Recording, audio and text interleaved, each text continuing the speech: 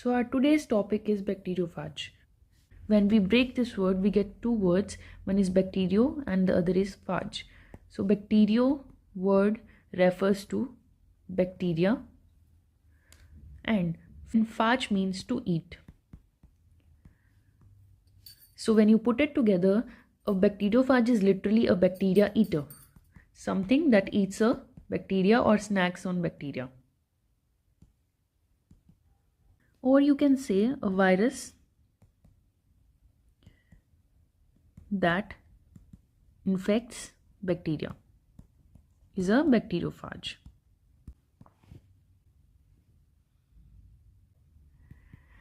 So it follows two life cycles. One is lytic cycle and one is lysogenic.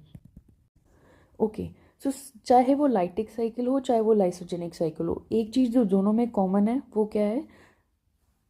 दोनों ही cases में bacteriophage means जो आपका virus eater है वो bacteria के सरफेस पे अटैच होगा. या तो वो डीएनए वायरस होगा या वो आरएनए वायरस होगा. जो भी उसका जेनेटिक मटेरियल है वो अपना जेनेटिक मटेरियल सारा बैक्टीरिया के अंदर ट्रांसफ़र करेगा, उसके अंदर इंजेक्ट करेगा. सो आप अगर हम बात करें लाइटिक साइकिल की, सो लाइटिक साइकिल में जैसे ही वायरस जेनेटिक मटेरियल इंजेक्ट करेगा बैक्टीरिया के अंदर, it will start using the machinery of the bacteria. ये जो जेनेटिक मटेरियल आप देख रहे हैं जिसे मैं सर्कल में राउंड कर रही हूँ, ये बैक्टीरिया का जेनेटिक मटेरियल है. सो बैक्टीरिया के रिसोर्सेज को यूज़ करके वायरस जो है अपना जेनेटिक मटेरियल मल्टीप्लाई करता है. As you can see in the image, इसने अपने जेनेटिक मटेरियल को काफ़ी नंबर्स में मल्टीप्लाई कर दिया है. और ऐसी सिचुएशन कब होती है? जब गुड न्यूट्रिशन अवेलेबल हो. जब बैक्टीरिया के पास गुड न्यूट्रिशन अवेलेबल होगा, वायरस के पास भी गुड न्यूट्रिशन अवेलेबल होगा, देन वायरस जो है बैक्टीरिया की मशीनरी को यूज़ करके अपना जेनेटिक मटेरियल मल्टीप्लाई करेगा. उसके बाद उसकी पैकेजिंग मटेरियल बनाएगा, like the body of the virus. नए फेज पार्टिकल्स असेंबल होते हैं एंड इसी तरीके से वायरस बहुत जल्दी मल्टीप्लाई करता जाता है. Then at the end what will happen? Cell lysis. Lysis का मतलब एक्सप्लेन कर देती हूँ. Lysis word comes from the word burst. कुछ चीज़ फट जाना, ब्रेक हो जाना, उसे हम कहते हैं lysis. So the word is cell lysis. It means कि सेल जब फट जाता है तो लास्ट में इसका फेट क्या होगा? इवेंचुअली बैक्टीरिया जो है, बहुत ज़्यादा वायरल पार्टिकल्स होंगे उसके अंदर, तो वो एकदम से बर्स्ट हो जाएगा, as you can see here. Okay, and सारे वायरल पार्टिकल्स बाहर रिलीज हो जाते हैं. सो ये जस्ट बहुत ही एक केस सिमिलर है. जैसे कि आप क्या होता है जब आप एक बलून में पानी भरते जाते हो, when you keep on filling water inside the balloon, ultimately एक ऐसी स्टेज आएगी जब वो बलून फट जाएगा. The same case happens in the lytic cycle कि वायरस जो है अपना डीएनए, जो वायरल डीएनए वो मल्टीप्लाई होता जाएगा, इतने नंबर्स में मल्टीप्लाई हो जाएगा कि एट द एंड जो बैक्टीरिया की खुद की सेल वॉल और जितनी भी इसकी लेयर्स हैं वो ब्रेक करके वो बाहर एनवायरनमेंट में रिलीज हो जाएगा. सो इस साइकिल को हम क्या कहते हैं? लाइटिक साइकिल, जिसमें इवेंचुअली बैक्टीरियल सेल बर्स्ट हो जाता है. और इसीलिए हम इस साइकिल को लाइटिक साइकिल बोलते हैं क्योंकि इसमें सेल लाइसिस हो जाता है. अब देखते हैं लाइसोजेनिक साइकिल. जैसा कि मैंने आपको बताया, फर्स्ट स्टेप इसमें सेम ही रहेगा कि वायरस पार्टिकल आएगा, अपना जेनेटिक मटेरियल इंजेक्ट करेगा inside the bacteria. What will happen? सबसे पहले जो वायरल जेनेटिक मटेरियल है वो क्या हो जाएगा? वो सर्कुलराइज हो जाएगा, just like the bacterial DNA. Okay, अब ये दोनों में क्या होगा? ये दोनों में साइट स्पेसिफिक रिकॉम्बिनेशन होगा. इसका मतलब ये है कि ये दोनों के जेनेटिक मटेरियल आपस में इंटीग्रेट हो जाएंगे, जुड़ जाएंगे. ये जो पर्पल वाला आप देख रहे हैं ये बैक्टीरिया का जेनेटिक मटेरियल है, ये जो ग्रीन वाला विजिबल है that is the viral DNA. ये दोनों आपस में क्या है? इंटीग्रेट हो चुके हैं. इसका मतलब क्या है? जब जब बैक्टीरिया डिवाइड करेगा उसका डीएनए, जो भी जेनेटिक मटेरियल होगा वो रेप्लिकेट होगा, साथ में वायरस अपना जेनेटिक मटेरियल भी मल्टीप्लाई, कॉपी होता जाएगा.